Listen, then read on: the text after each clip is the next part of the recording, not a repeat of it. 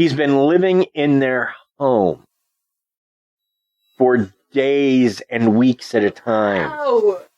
Sneaking around, leaving messages. Pretty much whatever he wanted to do, he did. He could have.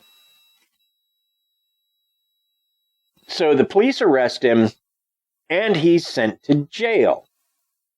And if you want my honest opinion, he should have been. He should have been. Now, I will say that if they could have sent his dad and the psychiatrist that was abusing him, they should have gone too. But looking at that crawl space, they decided he'd been living there for months. He was subsequently detained at a juvenile facility before being granted bail once the prosecutors decided that he would be tried as an adult. Not wanting to do anything else, Daniel continued his thieving antics, which is how he eventually got arrested again, because at this point, the Andrews had moved away. And they... Just in case he comes back. Well, their dad decided that maybe they needed to try a new life, and so to give them a different, a chance at a breath for fresh air, they moved. They're not in the same house where their mom passed away. It gave them all a chance to grow and to become something else. They pass out of our story at this point. Now, here on December 1st, 1987, Daniel LaPlante broke into the Gustafson family home. Now, in the Gustafson family home lived 33-year-old Priscilla Gustafson, a pregnant nursery school teacher, and she lived with two of her children, 7-year-old Abigail and 5-year-old William. He broke into the home late at night, drowned the kids in separate bathtubs, and violated and killed the mother.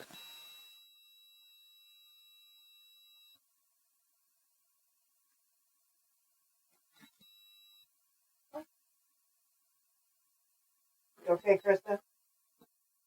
No. I don't think I can recover. I don't think I can recover.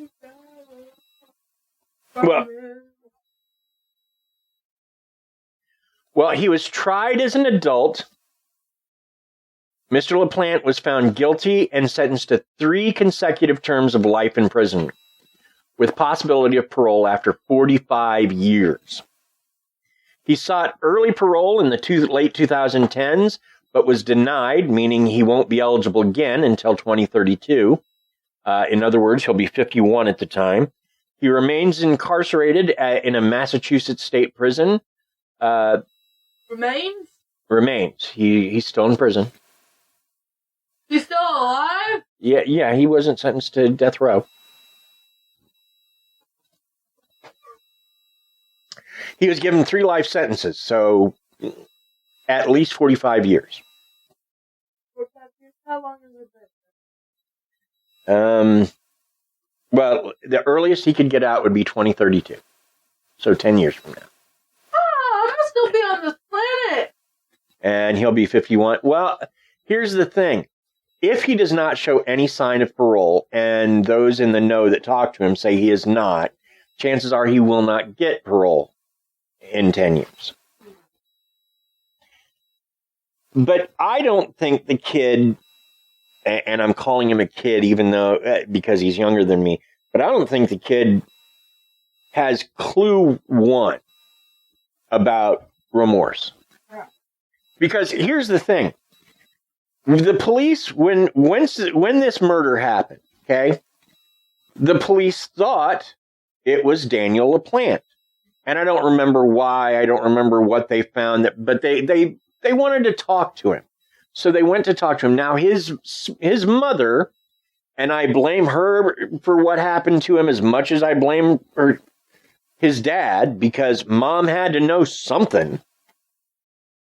If only mom knows that the kid is becoming listless,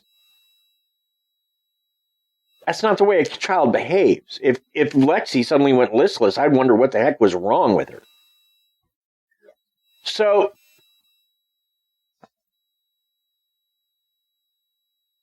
I don't think he had a hope in heck of a normal life, this kid.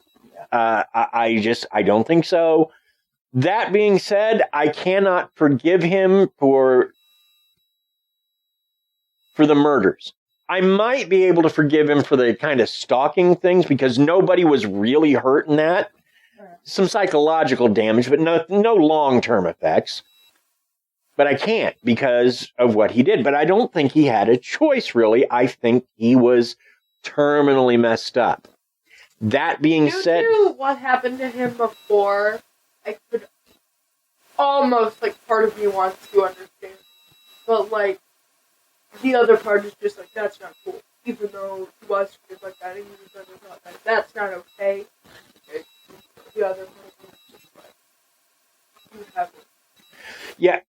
And I guess that's part of why I have problems with the justice system. Because it seems to me that any justice system that encountered a child that spent months living in someone else's crawl space just to mess with them and didn't get him some kind of professional help or even see if, maybe at that, he's insane. It's possible he is insane.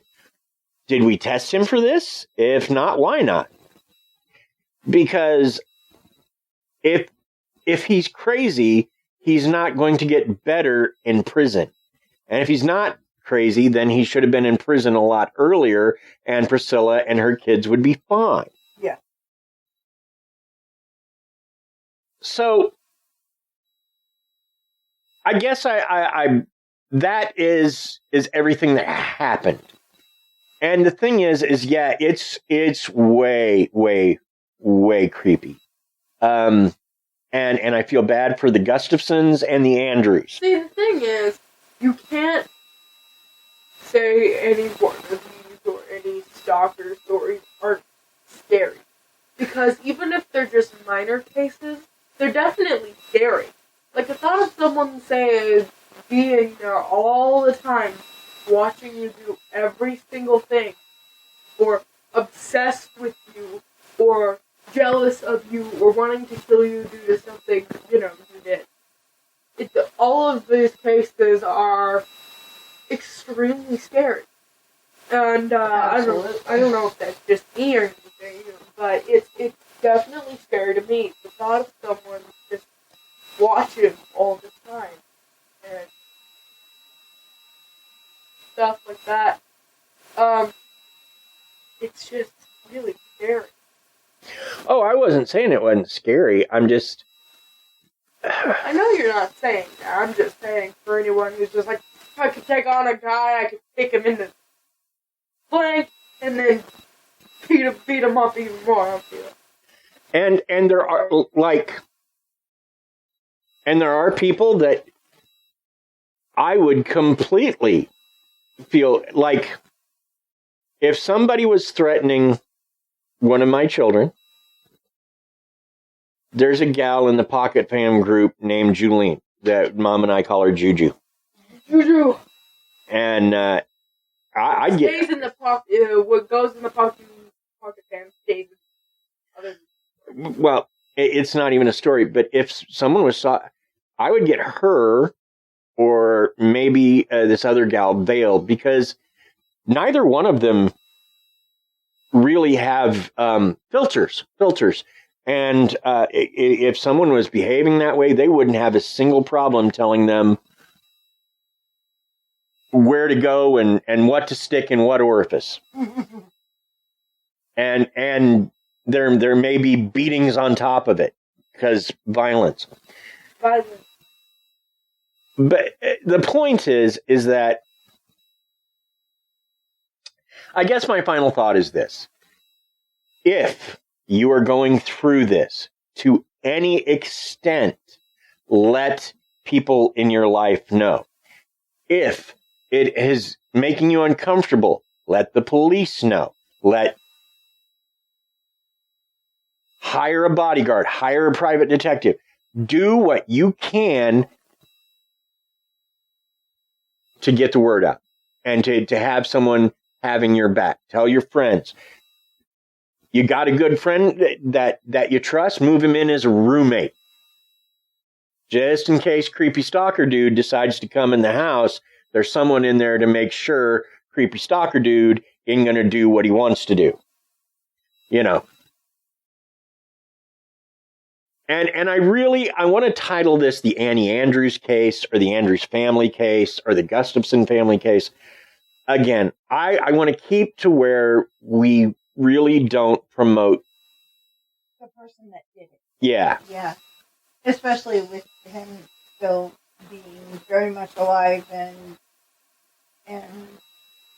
part of the world still. We definitely do not want to bring attention to him because he deserves to not get any kind of notoriety out of anything.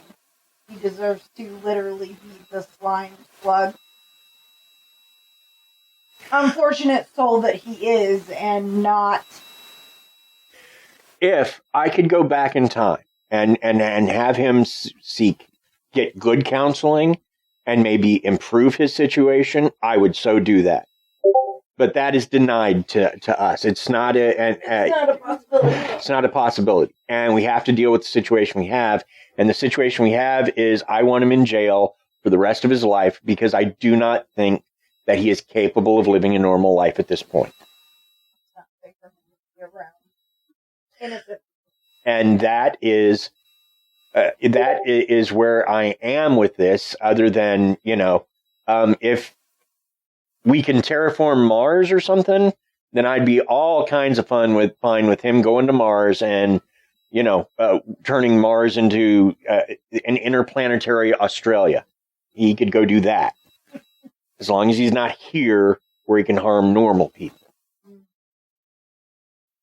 Anyway, so that's my final thoughts. Krysta, Laura, anything you want to add? I will do mine.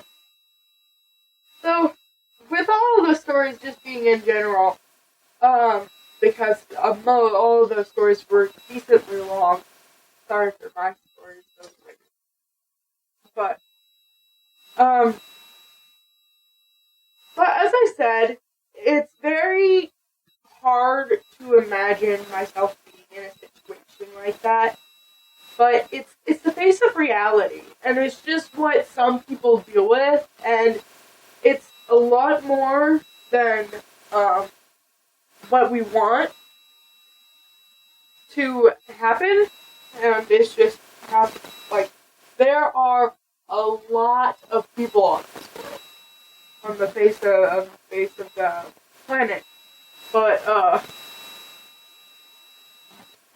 just because you've only seen like one or two cases of it doesn't mean, it's less popular.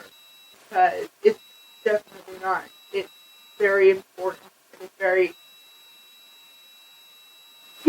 most of the time I feel bad for the people, unless you are the girl who was not Lori, your daughter named Lisa. But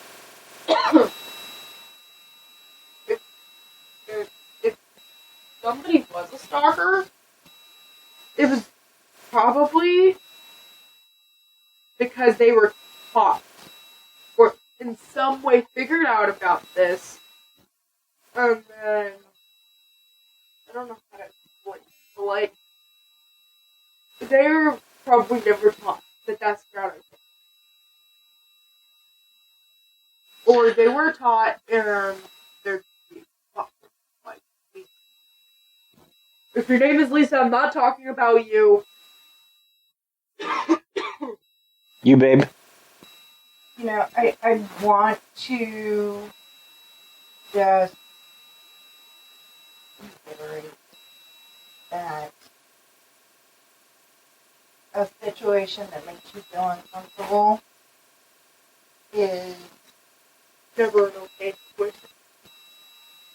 It's not something to be ashamed of. it's not something to try to hide.